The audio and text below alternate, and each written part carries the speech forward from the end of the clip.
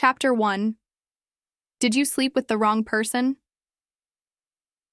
Lisa got up from the bed in a blur. Her thoughts was so muddled that she did not exactly feel like herself.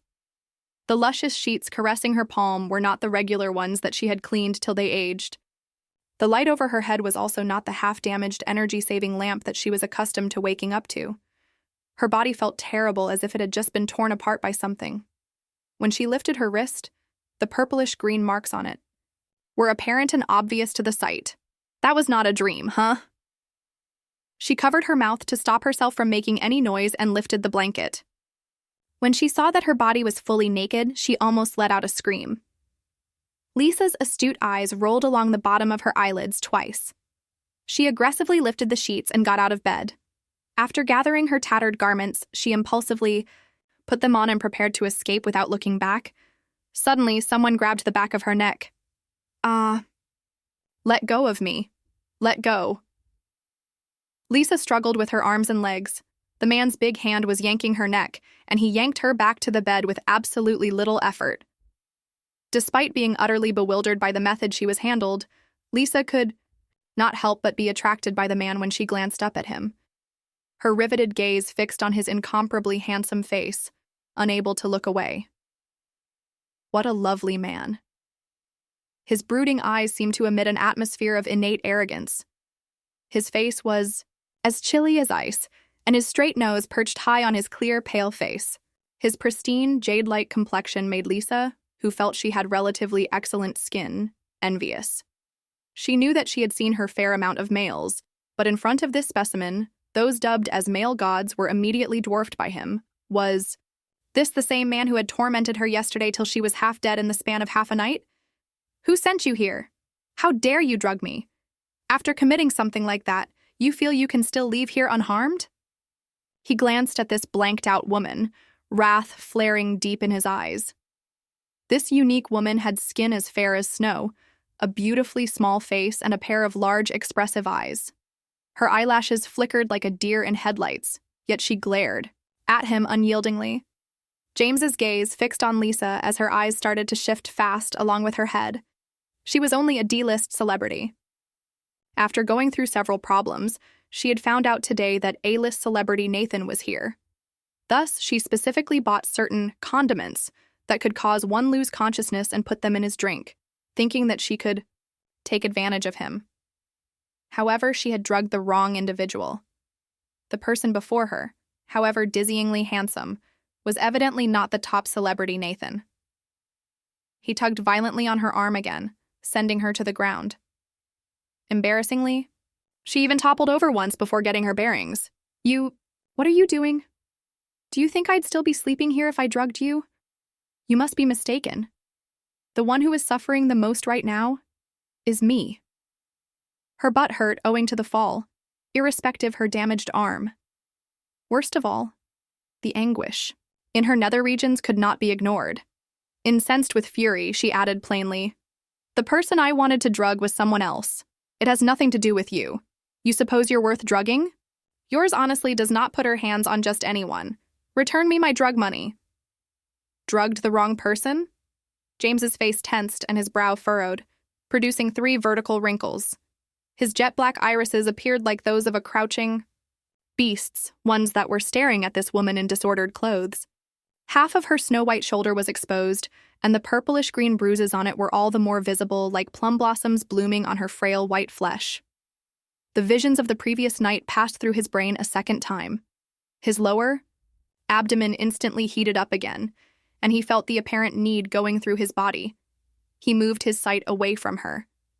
This miserable lady. How dare she drug him? And with such a strong drug. His short lapse of attention ultimately afforded Lisa a chance. In her rage, she leaped from the bed and shoved the man away. Not daring to look back, she immediately ran out. Upon hearing him hiss, she said, "What are you looking at? Go look at yourself." "You?" James was just about to whirl around and grab her when he felt a surge of discomfort. His bottom portion was once again standing tall and proud. "Damn it," he cursed angrily. He clenched his fist in an attempt to halt that terrible instinct. A succession of sounds traveled in from outside. Ryan looked back as he was so astonished that his jaws could not close. What was that earlier situation? Why did a woman in untidy clothes, of all things, run out of Sir's room? Sir? Nathan called to inquire if the room was satisfactory. But you fell asleep quickly after you arrived back yesterday night, so the subordinates did not disturb you. The assistant has advised the president of your schedule. He is waiting for you at the presidential residence. Also, the person I saw earlier... Shut up. James elevated his sharp eyes, his pupils gleaming. Ryan instantly swallowed all, the doubts that he should not have been having. In the restroom, James diligently scrubbed his body until his skin grew sore. Only then did he stare into the mirror and swear loudly. "Sir, Madam is here," Ryan informed him softly. From outside, worry coloring his voice, James froze. His mother coming over at the moment could not be good news. When he opened the bathroom door, the lovely lady standing outside was looking at the filthy bed in shock. The dispersed sheets that were not orderly conveyed to everybody exactly what had transpired the night before. James's eyes darkened. He took the bathrobe and draped it over his honey-colored shoulders. "I know what you want to ask, but Mother, I'm very busy today." How could Sarah not ask? She could not disguise the thrill on her face. Looking at James, she pointed to the bed and continued. "James, I already know. You slept with a girl."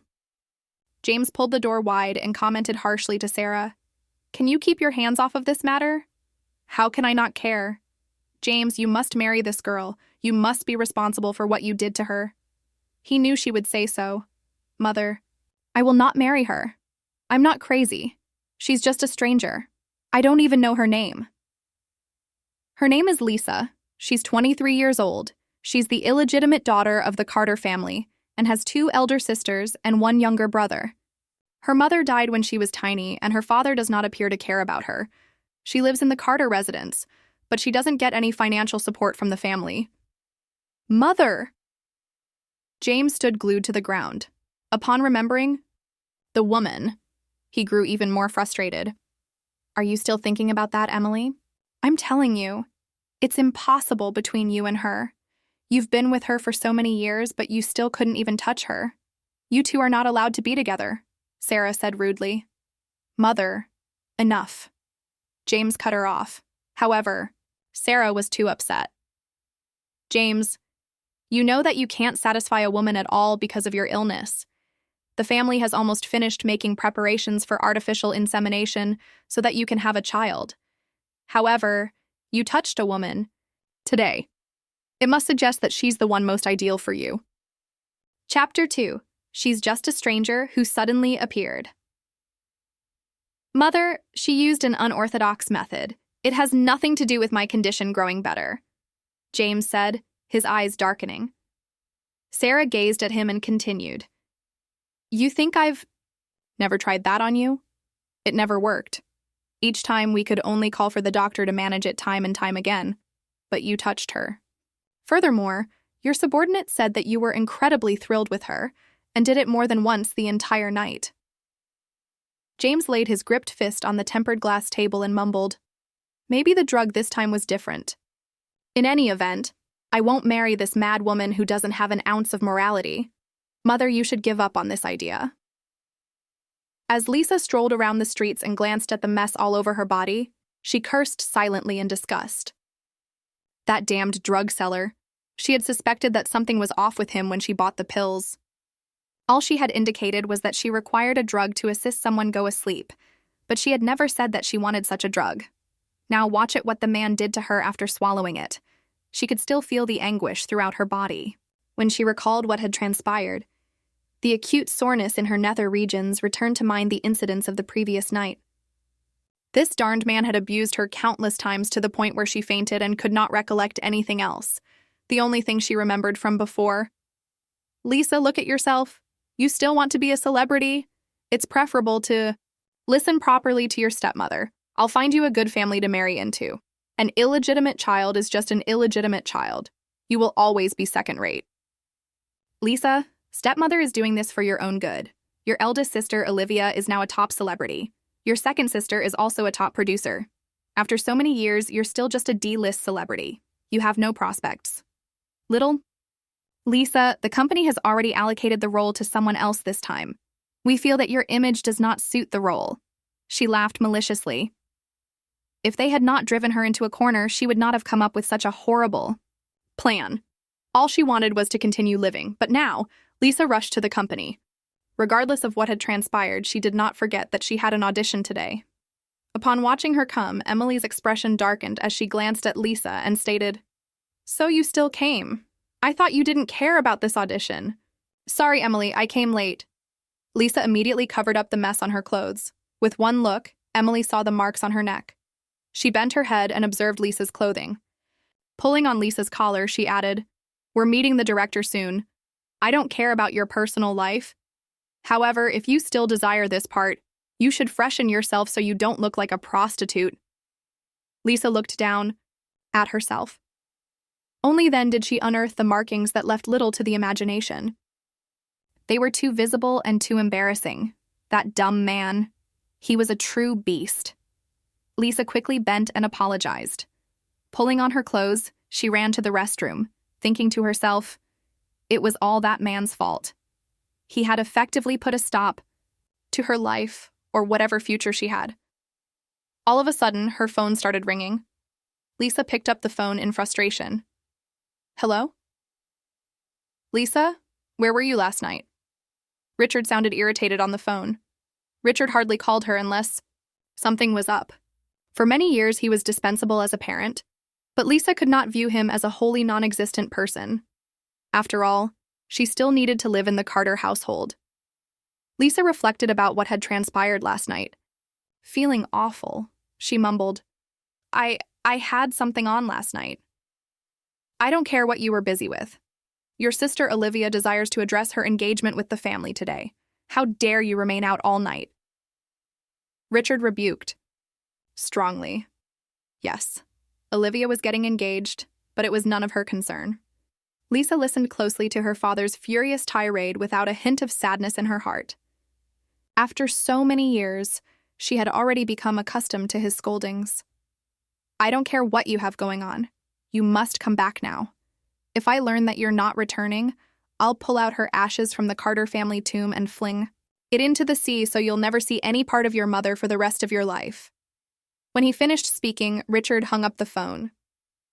The Carter household. Hannah watched as Richard put down the phone. She eagerly questioned, "Is she coming back?" Richard said, "She's coming back." Hannah put out a hand to caress Richard's chest in an attempt to appease him. "Old master, you must have a talk with her so that she agrees to this marriage proposal. I was actually shocked when the Chase family quickly proposed marriage. Ethan is an amazing girl. She's lovely and clever, so how could I let her marry that retard? I even heard that he's incontinent. They just want Ethan to marry into their family so that they would have a maid. As for Lisa, she's an illegitimate child regardless. Who should go if not her?" "Don't worry," Richard said. "I can't bear to let Ethan suffer either, but Lisa is also my daughter." "Great. So you mean that you'd make Ethan clean up someone else's feces and urine instead of Lisa?" "If that's the case, Richard, you really don't have a conscience. Back when you had this daughter with another lady, I let her stay in the Carter household and nursed her up. Now that she's grown up, you wouldn't even let her assist me out a bit. Given her caliber, letting her marry into the Chase family to enjoy their money is an honor for her." All right. Seeing as Hannah had begun bringing up the past and was nagging excessively, Richard promptly stopped her and declared, "I'll make her go. She'll go." Ryan had truly hesitated, but upon considering there was no one else to choose besides Lisa, they could not afford to upset the Carter family. Although their son was a retard, they were at least rolling in money. Marrying Lisa into their family may be seen as a decent therapy for her. Then the housekeeper called from outside. "Old master, madam, third miss is back."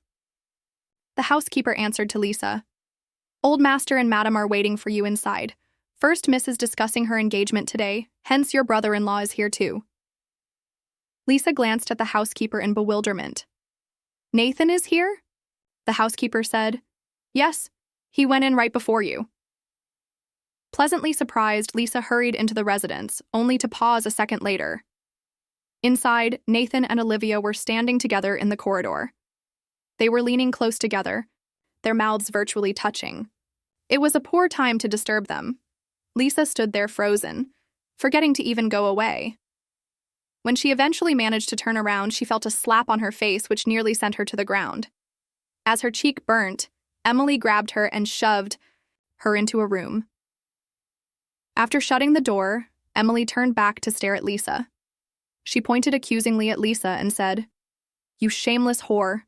Don't think I didn't see what you were up to. That is your brother-in-law. How unscrupulous can you be to dare attempt at seducing him?" Lisa stood rooted to the ground. Holding her wounded face, Lisa glared at Emily and said, "Stepmother, if I really wanted to seduce him, I wouldn't be just standing there and watching." Chapter 3. We brought you up. Shouldn't you repay us? You. Emily's lungs were about to erupt with rage. As Lisa was about to exit, Emily caught her by the shoulder and sent her directly to the ground. "Have you not looked at yourself? We've been looking after you for so long with the Bodhisattva's heart. How can you say back to me when we saved you from dying on the streets with your crazy mother, so what if I hit you?" However, the apparent marks on Lisa's neck flashed before her as clear as day. It was offensive to the eye, as if she had made some profound revelation. Emily remarked as if she was crazy. Well, Lisa, I knew you had evil intentions towards our family. You're just like your mother, only knowing how to go around charming people. Go somewhere else if you want to entice someone. Don't embarrass yourself in our house. Ryan is the successor of the Ryan family. Do you believe that a whore like you is good enough for him? He won't even spare you a glance." Emily's smack did not make Lisa unhappy at all. However, this simple sentence was enough to slice through Lisa's heart. Despite so, Lisa started laughing. She giggled as she pulled up her garments to cover her shoulders and caressed her clothes nonchalantly as she added, "If you think I'm not good enough for him, so much so that he won't even look at me, why are you so anxious?" Emily heard some sounds coming from outside. Ryan was speaking with Olivia. Their banter and laughter made her nervous. Afraid of being detected, Emily lowered her voice and leaned closer to Lisa. She said threateningly, "Don't play any tricks." After considering for a bit, she spoke again. "People from the Carter family are arriving later with their second son, Ethan. Don't say that I don't care about you. I'll let you meet him later. The Carter family has a solid reputation and background in our country. If you marry into their family, you will have unlimited prosperity." Lisa's gaze wavered. Of course, she knew who the second son of the Carter family was. "Stepmother, you want me to marry a retard?" And she even claimed that it was out of compassion for her? Lisa let out a cry of fury. "What, you don't want to? Marry him yourself if you want to. I'm not a puppet that you can manipulate." Lisa frantically yanked open the door. Seeing this, Emily held her back with all her effort. Lisa set her anxieties aside at that time. She turned around and pushed Emily aside.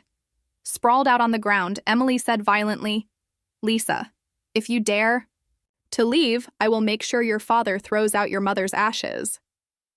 Lisa raced out in despair. Meanwhile, James was quickly called back to the James family mansion.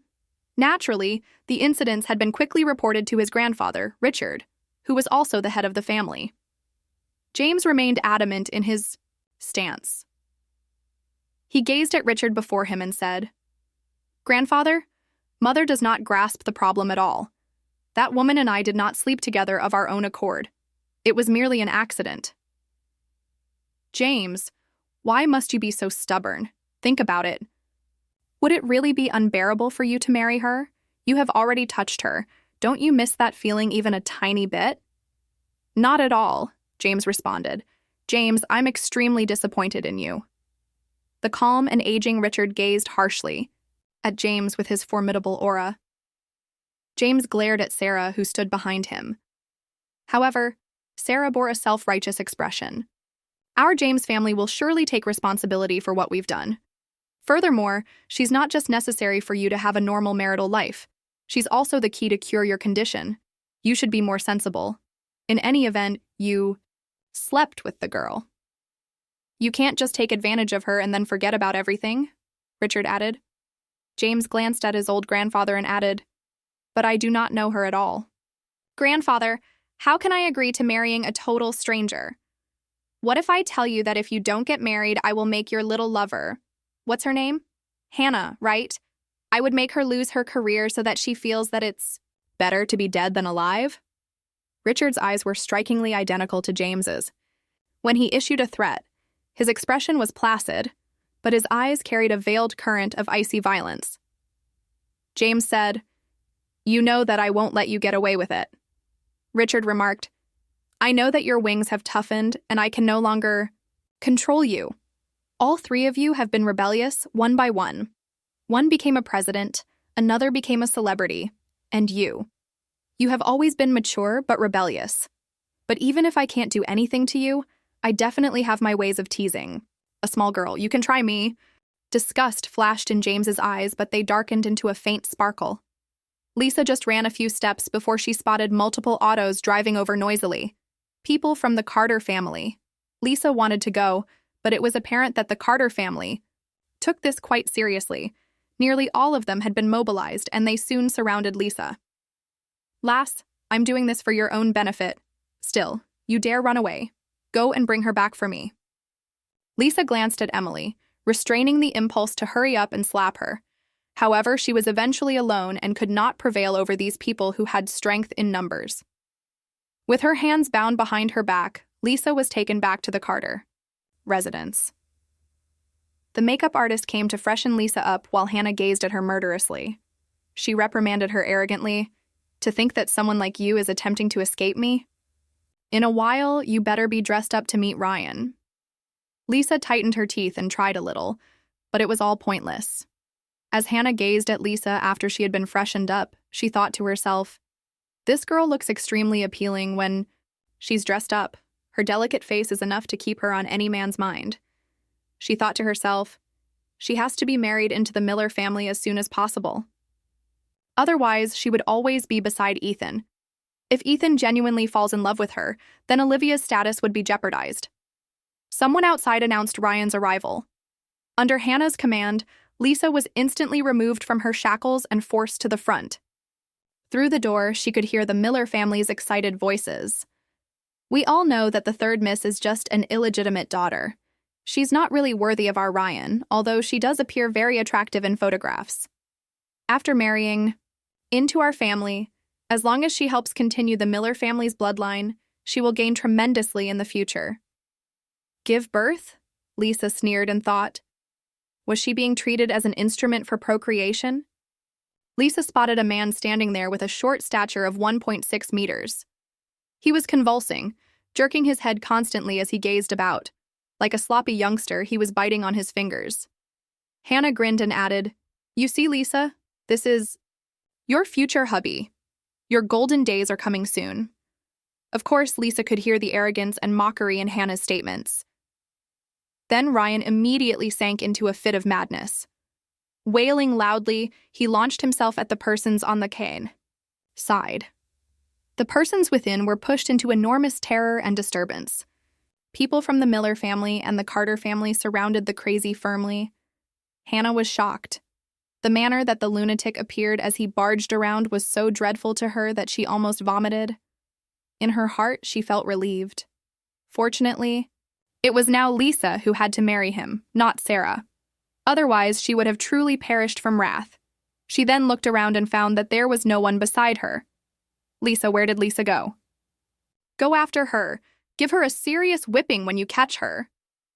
The sight in Hannah's eyes altered as her face screwed up. Lisa did not know how she had escaped.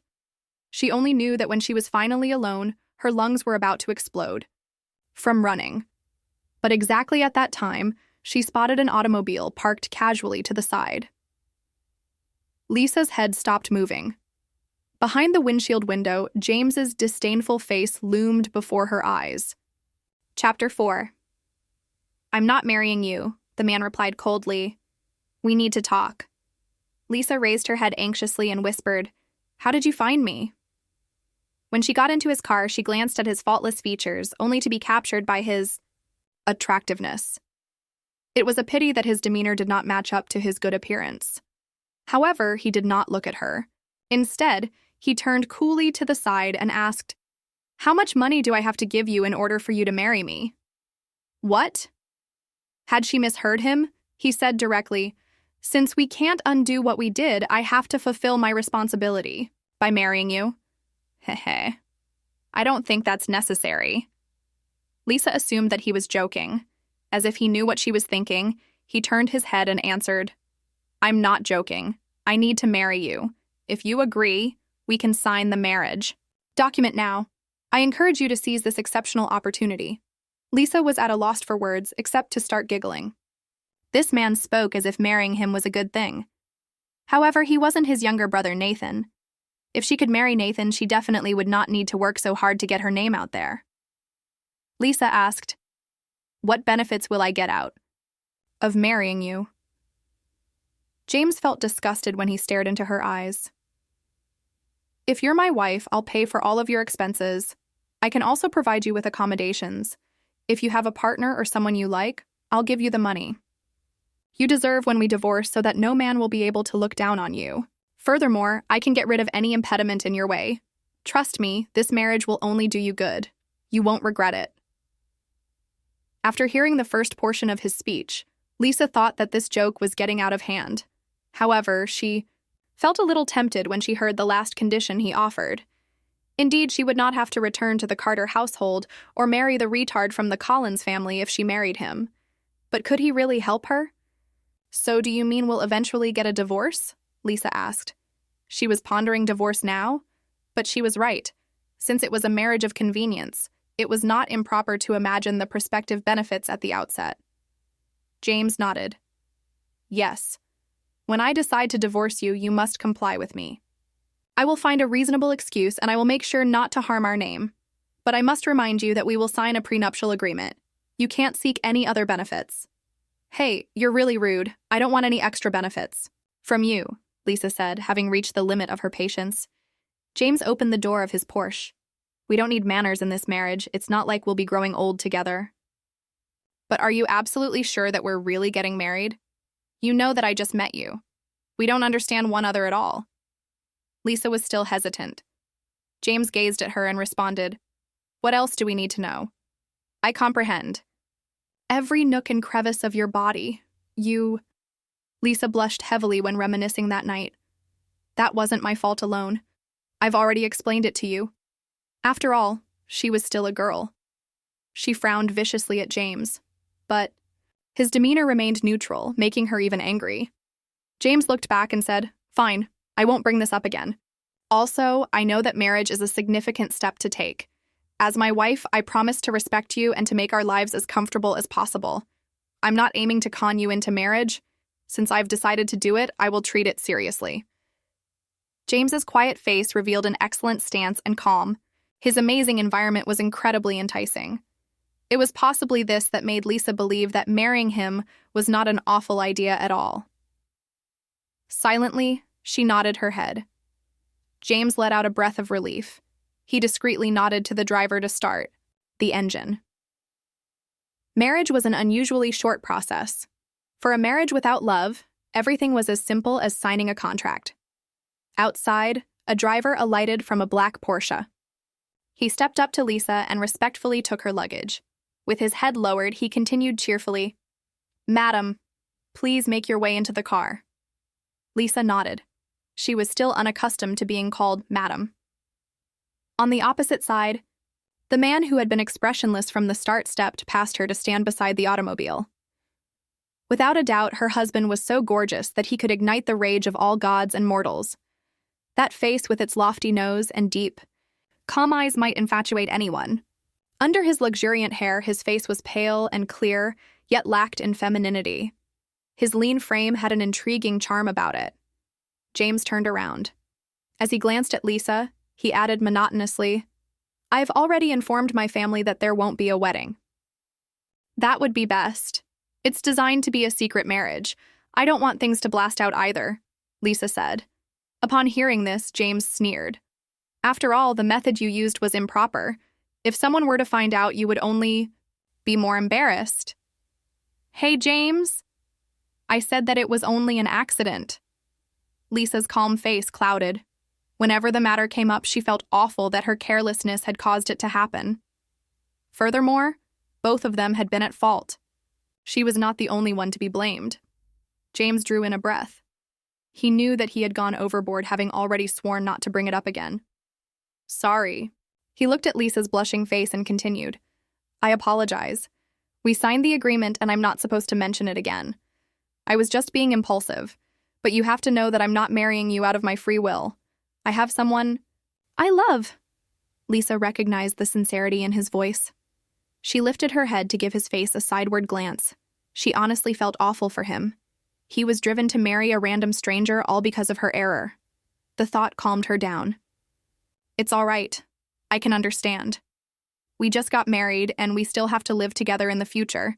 Adjusting to each other is unavoidable. Yes. I'll get used to it as soon as possible. I hope that you'll do as the contract terms say. Don't worry. I'm a professional actor. I'll take our contract seriously. I'll act like I'm in love with you in front of the Carter family and play my role wonderfully. I also hope that you can follow the contract. This is a phony marriage. Let's not have any physical contact, Lisa said. Of course. However, you should recognize that we must live together to eliminate my family's suspicions. Sure. I mentioned that I will cooperate as long as you don't tamper with my life. Don't worry. I've never been interested in uncultured, ill-mannered, and shabby girls like you, James said, while his eyes swept over her face. Ha! That's just nice. Neither am I interested in men who are wolves in sheep's clothing with no abilities. In bed, ones who only know how to utilize brute force, Lisa said adamantly. James's lovely features clouded over. His eyes blazed with fury as he glared at Lisa. It was improper of her to nonchalantly trash his behavior in bed. Chapter 5. Let's get married. What? I was stating the truth. And anyway, you criticized me first. Lisa's crescent eyes stared at him. All right, I'm sorry, it was my fault. I shouldn't have said it, James said while pulling at his clothes. Lisa nodded. I accept your apology. I won't touch you again anyway, therefore I won't discuss your skills anymore. James's face darkened even more. Resisting the desire to throw another tantrum, he said, While we're living together, we may have to share a bedroom like a typical married couple so that word doesn't get out. If my family hears about it, we'll be in trouble. I'll respect your freedom. You can make mates and you can have your privacy. I won't ask about it as long as it doesn't affect my reputation. Don't worry, I have my professional ethics. Since I'm married to you, I won't carelessly get engaged in controversies with other guys. We'll be divorcing soon anyhow. I can endure this for at least these few years. Okay, it's a deal. Deal. Of course, although they were married, in actuality, they were no different from two strangers who had just received a marriage license. As if he had accomplished some mission, James did not glance at his new bride again. Instead, he turned his head and beckoned to the others trailing after him outside. Lisa followed James past the downtown area and into a compound. There was a 3-story mansion in the courtyard. The lady inside smiled at Lisa as she walked out of the car. His hands were clasped and his head was lowered as he said respectfully, Madam, you can call me Butler Richard. Oh. Dazed, Lisa looked inside. The courtyard was big and open with a long and straight driveway going in. A lush green meadow went into the horizon. This place was so big that she could not determine where it ended. James stared at Lisa. You'll be staying here with me from now on. Oh, you'll be staying here too? Of course. Are you prepared to live separately already after we just got married? No, I'm just confirming. Lisa raised her head and stated. Looking at her, James remarked, My parents don't usually come over. You can command the servants as you please. If you don't like the interior design, feel free to tell Butler Richard. You can adjust everything you want as long as you don't touch my bedroom and study room. How rude that would be. Lisa shouted, No, I'm not dissatisfied with anything. It would be quite tough to renovate. James paused in his tracks and glanced at her with a distant glance. The way he casually leaned on a corner of the table was rather pleasant. Maybe those with good looks looked good doing anything. James's hand rested on the table. His tiny fingers clutched his wallet. Their bone structure was distinct and attractive, and those hands were obviously adapted to play the piano.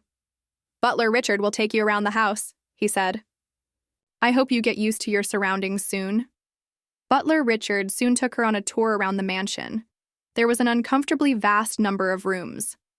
The maids' quarters were outside, the kitchen was in the back, the living room was in the front, and the bedroom was upstairs.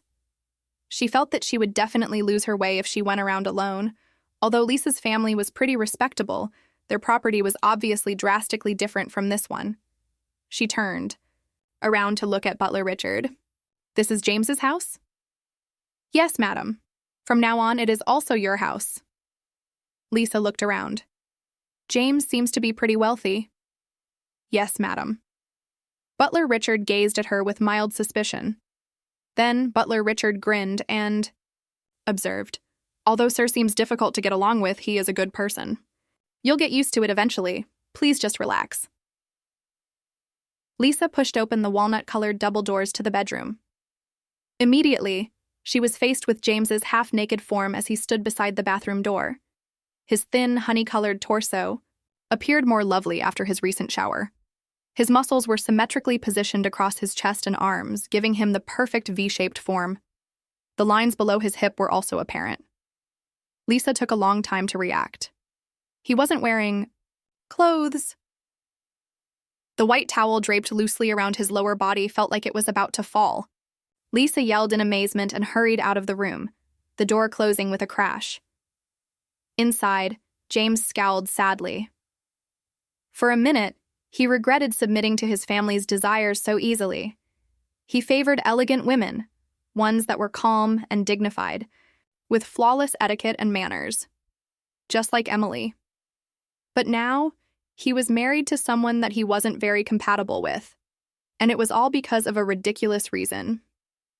However, this woman was now actually his rightful wife. Lisa stood against the door with her hand on her chest. She could feel her heart still throbbing furiously. The sight from earlier reappeared in her imagination. This dude was just too attractive. His figure was so exquisite that she almost had a nosebleed.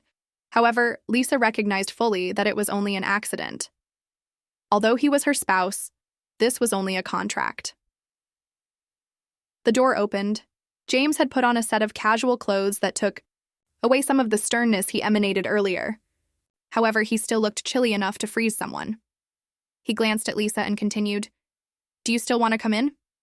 Lisa halted for a bit before blurting, Sorry, I'll come in." He had previously established that they would live together after marriage. It was just that she had not gotten acclimated to it. Under James's unchangingly distant look, Lisa ran into the bedroom and closed the door. She recognized that her past emotion had been too overwhelming. Feeling very helpless, she apologized to him. "Sorry, I didn't mean to scare you. It's just that I'm still not comfortable with the thought that I'm married and that I live with you now. That's why I reacted in that way." James's gaze rested on her white and dazzling face. Compared to other ladies, her complexion was so white it almost seemed translucent. It seemed to be as silky and soft as a baby's skin. He halted before moving his eyes. Looking to the side, he said, "I don't care what bad habits you used to have, but I hope that the first thing you learn here is to knock before you enter." Lisa reacted indignantly. "Are you blaming me for coming in without knocking? How was I expected to know that you were naked? I think you should be the one to adjust. Now that there's someone living with you, you shouldn't just wander about." "Naked? You—" James fired a hard glance at the foolish woman. Lisa just could not help it. She first wanted to get along with him right, but this man had an extraordinary power to generate a conflict with his caustic words. She was just not used to dealing with him. James decided to discontinue interacting with this woman. He snatched up his blanket and walked towards the couch. Seeing this, Lisa screamed out, "I'll sleep on the couch."